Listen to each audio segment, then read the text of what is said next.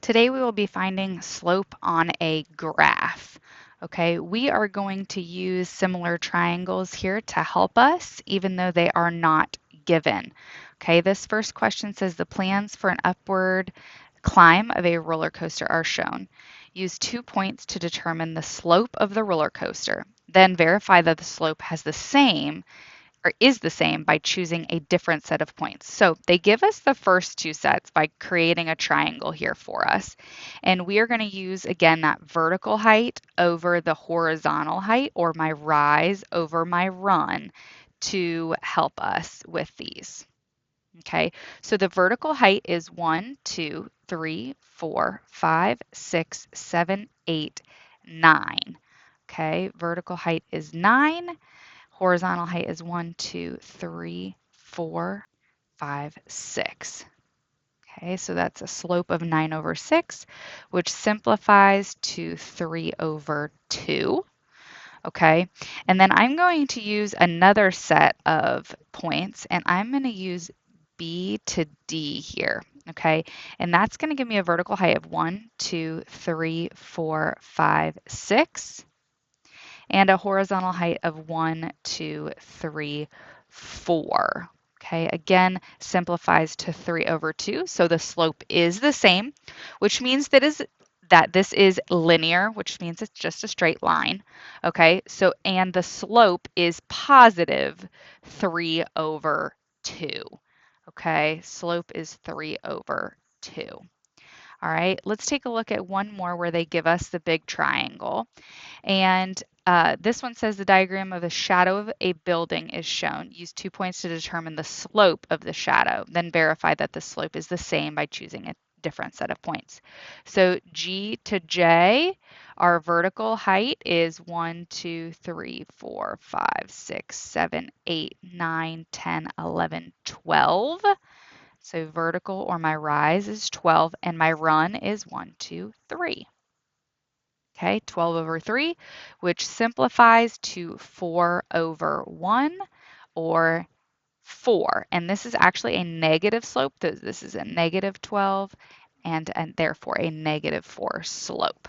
Okay, I'm going to use H to I in here. Okay, so I'm not sharing any points with that original triangle that we used, and I'm going to make sure that the slope is the same here. So I have 1, 2, 3, 4. Again, negative 4 and over 1 as my slope, negative 4. So those are the same, which means the slope is negative 4. Okay, now I want to take a look at here's two more that you can try that have the triangle there for you. Let's take a look at another situation where they don't give you anything other than some of the points on the line. Okay, now this first one here is a proportional relationship, and I know it's proportional because it goes through this point 0, 0, and it is a straight line. Oh, this one. This one says the graph shows the distance that an athlete runs. Find the slope of the line. So this one does not have any triangles here for us. And you'll notice that the axis is labeled. Okay, so we need to make sure that we're paying attention to the numbers on the sides. The ones that we looked at before did not have any numbers, so we just used 1 for each of those. This, however, notice 2 of these represent 3. 2 represent 3. Okay, so we're going to use that when we are finding our slope here. So if I go from 6 up to 12, and you can see that's by vertical change here, I'm at 6 and then I go up to 12. That's a change of 6. Okay, vertical change of 6. And then I'm going to look at the same thing on my horizontal. I'm at 1 and then I go to 2.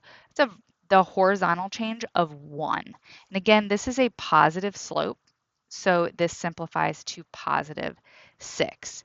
Now I'm going to double check this with another set of data points. And I'm going to use that top point here, and I'm going to use my point here at 0, 0. Okay, this is a proportional relationship because it is straight line and it goes through this point 0, 0. And we can still find slope from proportional relationships. Okay, slope is a word for both. All right. Now, my vertical change here, we go from 0 all the way up to 12 at the top there. So my vertical change is 12. My horizontal change goes from 0 to 2. So that makes 2 my horizontal change. 12 divided by 2 is 6. So the slope is the same on both, which means it's linear. Okay. And 6 is the slope. Okay. Let's take a look here on the second one. This also has a positive slope. Okay, also notice the axes here are labeled. Okay, so we need to make sure that we use those to our advantage. Okay, and we are gonna go ahead and draw our triangle to help us. Okay, and my vertical height here goes from 60 up to 90, so that's a vertical change of 30 and a horizontal change from 1 all the way to 4 here. Okay, 1 to 4, so that's a vertical or a horizontal change of 3.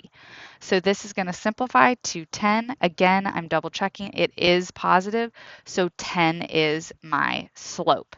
And there are no other obvious points that I can use here, so I am going to stick with that as my slope. Okay. Let's take a look at one more down here, the height of a golf ball. The graph shows the height of a golf ball above the bottom of a pond as it sinks. Find the slope of the line. Okay, so I have several points I can use here. Okay, and actually you'll notice that even there's not a point in between each of these. However, it crosses the grid perfectly at that point. Okay, so I'm going to check and see if that one works as well. So my vertical change here is from 10 to 15, so that's a vertical change of 5. Horizontal change from 1 to 2, horizontal change of 1. Okay, so 5 over 1. Now, my vertical change here, notice 2 of them is 5, so this is just 2.5. Okay, one of these is 2.5, and this direction, it's half, 0.5. So that's 2.5 over 0.5, which if I wanted to change this to a 1, I would multiply it by 2. Okay, and I would get 1. 2.5 also times 2 would give me 5. Okay, and this is a negative slope, so these are negative. All right, so my slope is -5 here. Okay, there's one more there for you to try and a couple here as well.